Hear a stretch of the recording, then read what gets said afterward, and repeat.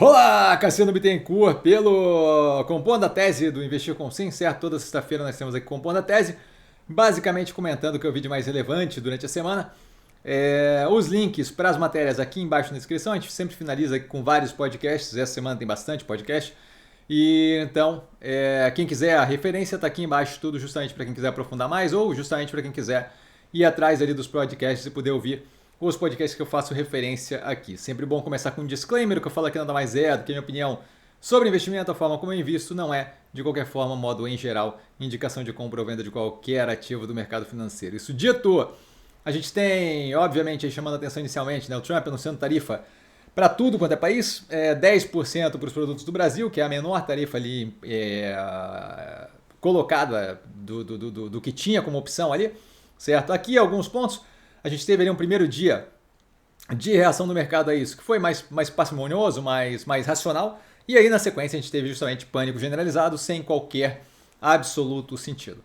Tá? Aí a gente tem algumas coisas para citar. A primeira delas, com relação ao portfólio, virtualmente todo vinculado ao mercado doméstico, bem positivo. A parte da Minerva ali foi explicado, certo? A gente tem um ciclo do gado nos Estados Unidos que não faz com que eles consigam simplesmente cuidar do próprio consumo com a produção lá dentro. Esse ciclo do gado leva tempo para você conseguir corrigir aquilo, certo? De modo que a importação deles vai continuar querendo ou não.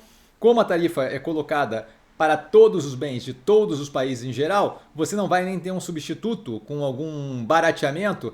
E mesmo quando você pensa competitividade, a gente que teve das menores tarifas colocadas, para a gente é ganho de competitividade, certo? Qualquer outro país que tenha passado ali pela questão de tributação vai ser ou a mesma tarifa que a gente, que mantém a competitividade, ou maior para o outro produtor que ganha competitividade para a gente. Então, zero de preocupação com relação à Minerva. Vejo ainda a possibilidade de esse preço, muito provavelmente, vai ser repassado todo para o consumidor americano, que é o que vai acontecer com bastante dos bens que entrarem nessa brincadeira, tá? De modo que para eles lá contrata inflacionamento, para a gente não tem relevância com relação aos produtos ali exportados para eles pela Minerva. No que tange os outros bens de economia, seja básico para a cadeia produtiva ou bem final, a gente tem o fechamento de um mercado consumidor forte, de modo que eu tenho sobra de produtos para o resto do planeta contratando deflação. Mais do que isso daí, a redução no comércio internacional, é um fator que reduz crescimento global, o que não quer dizer recessão, eu vou comentar isso daí depois, porque foi outro pânico generalizado, mas reduz crescimento global. Com a redução do crescimento global, eu tenho uma redução do ímpeto consumidor e, por conseguinte, redução na pressão inflacionária. Novamente, contratando deflação. A gente viu o efeito imediato já que teve no petróleo, com uma queda de 10, 12% em 2 dias. Certo? Então, assim, bem agressivo. Isso daí, mais um fator positivo para a gente aqui. E por último ali, o ponto que deixa todo mundo em pânico generalizado, que eu ouvi a pergunta algumas vezes, mas e a recessão generalizada global que afunda o planeta e tal, não sei o que, isso daí não pode ser negativo para o Brasil? Não existe qualquer indício indicativo, direcionamento vagamente indicativo de que a gente tenha uma recessão global explosiva contratada. Isso daí é uma balela violenta, sem qualquer fundamentação no mundo real, tá?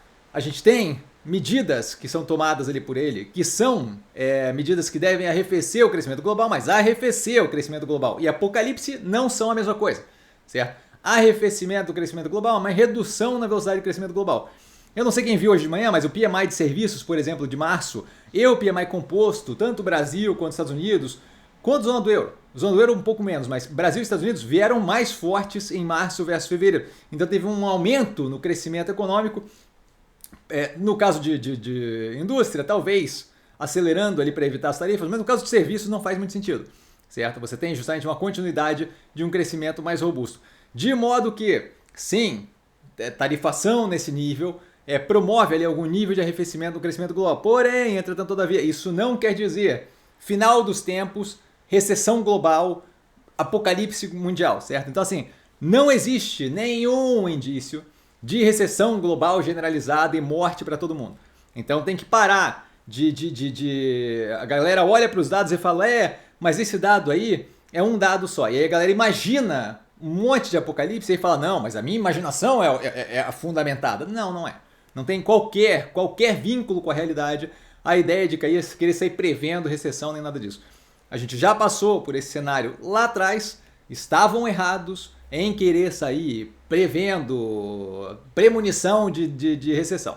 Tá? Até o momento, zero indicativo de qualquer nível de downturn, de debacle, de afundar numa recessão. Mais do que isso, se por algum acaso a gente tivesse algum nível de deterioração mais forte da economia global e americana, essa decisão aqui é só ele voltar atrás que a gente tem um retorno considerável, não obviamente, porque cria uma desconfiança, não obviamente de todo o resultado negativo feito, mas se por algum acaso isso daqui começa a gerar extrema falta de popularidade, dano à economia global e local americana, você tem a chance do governo simplesmente rever essa posição, voltar atrás, o governo americano no caso, tá? E justamente ter algum nível de redução no dano como um todo, evitando o apocalipse que estão preconizando aí, certo? Então muita calma nessa hora, muito pânico para pouca coisa.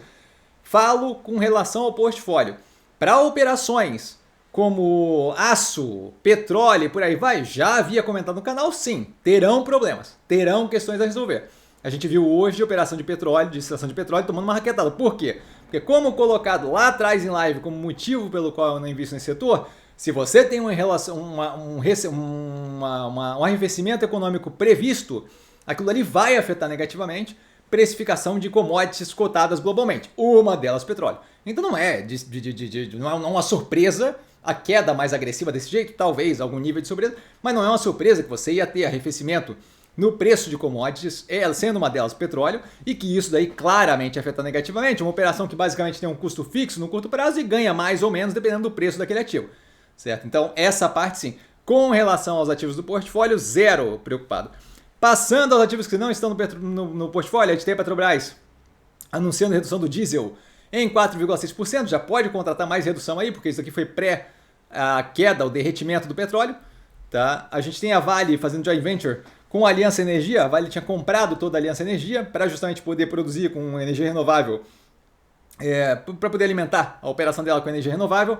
E aí, justamente, dado que ela não é uma operação que tem como cerne ali energia, ela manteve ali 30% da operação, vendeu por formou uma joint venture, recebendo ali $1 bilhão, o restante da operação, de modo que tem alguém que faz aquela gestão e ela com aqueles 30% garante o fornecimento com preço competitivo de energia no período. Um movimento ali de retirada de alocação de capital num negócio que não é dela e manutenção daquela dinâmica de energia renovável. A Taurus celebrando um MOU, um Memorandum of Understanding, com uma turca Mertsav, tá? Mertsav, para possível aquisição. Tá basicamente ali vendo a possibilidade de entrar comprando controle daquela operação, que é uma operação ali de armamento militar, que vai desde lançador de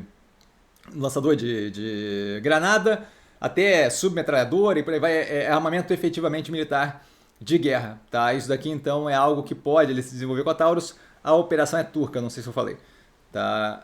Passando, a gente tem a Petrobras reduzindo outro preço, nesse caso de querosene de aviação em 7,9%. Isso aqui afeta diretamente operações como Gol e Azul, dado que é uma redução de custo. Isso daqui, volta a dizer, pré-derretimento do petróleo, então já deve ter mais redução contratada, porque o derretimento do petróleo foi um choque muito grande, de modo que aquilo ali deve ser repassado com alguma velocidade para o preço final, inclusive gasolina, tá? O Tanuri vendendo ações da Aliança, antiga Aliar, para fundo de pensão da Light. O que isso daqui tem de relevância? O Tanuri está envolvido em várias operações, uma delas para dissolver ali o board, né, o conselho de administração do GPA, do Grupo Pão de Açúcar. E isso daqui mostra um pouco da conduta que ele está disposto a fazer. Tá? Ele, controlador ali da Aliar, vendendo ações para o fundo de pensão da Light, gera claramente um conflito de interesse, dado que ele é o maior acionista individual da Light, certo? Ah, mas é o fundo de pensão, não tem relação? Eu não sou muito, não gosto muito desse tipo de mistura das coisas. Acho que dá um sinal aí, tá? sobre operações ali geridas, ou com controle, ou com participação mais direta e forte do Tanuri. Passando aos ativos do portfólio, a gente tem Grupo Casas Bahia, propondo cláusula de poison pill, tá? Para quem passar ali de 20%, ter que fazer a oferta por todo o restante do capital, ou então tem que manter aquela posição igual ou abaixo de 20%, basicamente aí se protegendo de alguma tentativa de tomar controle e justamente gerir a operação, passar a ter domínio ali sobre para onde vai a operação, ou mais relevância para onde vai a operação. E nessa mesma vibe, o Michel Klein vem ali comprando, aumentando a posição dele, não chegando nem perto dos 20% ainda, mas aumentando a posição dele, querendo justamente ter algum nível de influência no direcionamento da operação. Não vejo como propriamente negativo. Tá? Vieram me falar ali, não sei o que, ele afundou a operação no passado. Não, quem afundou a operação foi o Grupo Pão de Açúcar, certo? O GPA, não foi o Klein ali, certo? Se você olhar o último, antes de virar corporation, o último controlador era o Grupo Pão de Açúcar, que, controlado pelo Cassino, fez uma cacetada de besteira. A gente tem análise lá atrás, para quem quiser ver, lá para 2019, 2018, certo? Tem essas análises no canal. De qualquer forma, não vejo como propriamente problemático. Falaram também de não ver o risco dele querer tomar a empresa e afundar a empresa. Não vejo sentido nenhum em um acionista assumir uma posição maior de risco financeiro e aí afundar para perder aquele dinheiro no processo. Então volta a reforçar, mais uma viagem da cabeça de maluco aí, certo? De qualquer forma, que não vejo como problemático, direcionamento sendo de continuidade da evolução da operação, para mim não é um problema. Vamos ver aqui como é que vai o ponto a ponto. Isso aqui pode vir a gerar uma guerra ali por controle, que basicamente geraria mais demanda agressiva pelo título do ativo, pela ação da empresa, e sem uma intenção de vender com lucro, certo? Se eu estou querendo o controle da empresa, isso aqui pode gerar o quê? Vários acionistas ali querendo acumular a ação da empresa para poder, de fato, ter algum nível de influência, certo? Sem intenção de venda, que pode gerar mais pressão compradora ainda no ativo. Com relação às quedas aí dos dias anteriores, super especulativo, sem qualquer vago racional, ajudado aí pela narrativa que se vende com relação à coisa do Trump e tal, que não tem simplesmente nenhum sentido. Como eu expliquei lá no começo a fundo, pra gente é positivo, a Casa Bahia é completamente voltada ao mercado doméstico, então zero de racional. Correios anunciando aí, formalizando a parceria com a Infracommerce para abrir o marketplace deles. Mais um contrato positivo pra gente, nada que chame absurdo de atenção. E por último aqui dos ativos do portfólio, a TOC recebendo carta de novo daqueles mala da família do Brulha. Agora se comprometendo, de forma meio vaga ali, de fazer investimento, se assumir o controle. Vale lembrar ali o que a TOC lembrou, né? Que existe ali eles comentando na carta e tal, dos 40 anos de sucesso deles, que assim, esses 40 anos de sucesso foi o que resultou na operação afundada em dívida, com um pedido de recuperação judicial sendo feito em 2023. Então, assim, menos, né? Menos no se gabar aí, porque vocês afundaram a operação, não à toa ela veio pra gente nesse modo agora. Passando aos podcasts, tem um bem interessante aqui do Face Off, tá? Que é falando ali da China, do Vox Media. Eu acho que é Vox Media? Não é Vox Media não, é outra coisa, que eu não lembro agora de onde é que vem. Mas tem aqui, é muito bom. Tá? É o Face Off falando sobre relação Xi Jinping e Putin, tá? Então falando a fundo ali sobre isso. Na sequência, temos aqui no Brasil dois comentando a pesquisa do Lula, que veio bem desastrosa aí, que ajuda a reforçar a incapacidade do governo de ter algum nível de aumento na popularidade. O primeiro delas com o Lauro Jardim, tá? A pesquisa é um desastre para Lula, comentando aqui.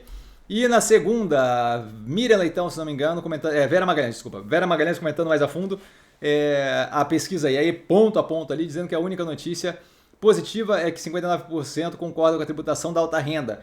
Mas essa daqui que ela fala é a última notícia boa, é a única notícia boa mesmo, porque ela só vai falar dessa notícia boa lá no final do podcast de 11 minutos. Então, assim, ela primeiro esmiuça cada pedaço do porquê que foi muito negativo para o governo a pesquisa.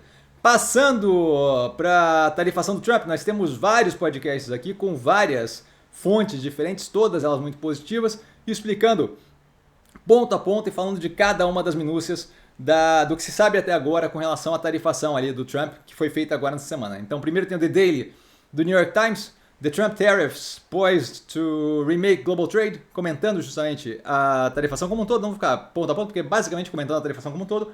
O The Daily do dia seguinte, que hoje, sexta-feira, falando Fear and Fury, The Fallout from Trump's Tariffs, basicamente comentando o início da consequência daquele plano colocado por ele, que, diga de passagem, o The Daily Show ontem e hoje, simplesmente esculacha o plano como um todo, da forma mais engraçada possível. Não sei quem foi que viu, mas quando ele faz aquele plano e mostra lá a tabela de reciprocidade, De um lado tem a tarifa que ele vai implementar e do outro lado você imagina, porque é o que é comentado, que é a tarifa que estão implementando contra ele. Mas não, o que tem do outro lado é o déficit da balança comercial. Então aquilo dali não é nem tá comparando pneu com banana. Mas eu não vou entrar nessa vibe, porque senão eu vou ficar esmiuçando aqui o ponto a ponto.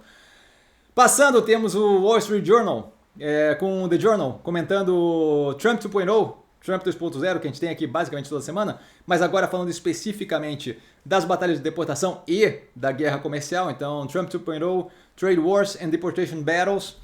Passando The Journal novamente, agora especificamente falando sobre as tarifas, Trump's Tariffs Force a New Year in Global Trade, tá? O The Journal do Wall Street Journal.